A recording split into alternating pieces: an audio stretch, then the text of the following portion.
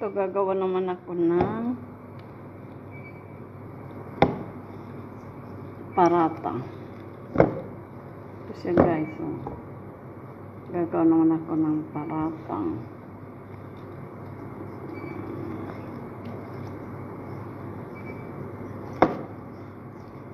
Pero gagawa muna ako ng chay halip. Tapos bago ko ito iluluto ang parata.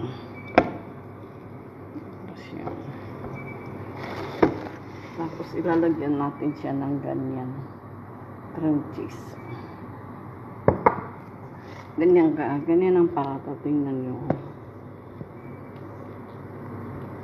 Ganyan. Wala ito siyang baking powder. Wala din siyang yeast. Iba naman ito ang ko kasi para malambot. Doon ng Egyptian. Kasi iba-iba kasi yung mga timpla ng mga pagluluto. Iba din ang timpla ng India. Iba din ang timpla ng Lebanese. Iba din ang timpla ng Egyptian. Ito ay timpla naman ng Egyptian.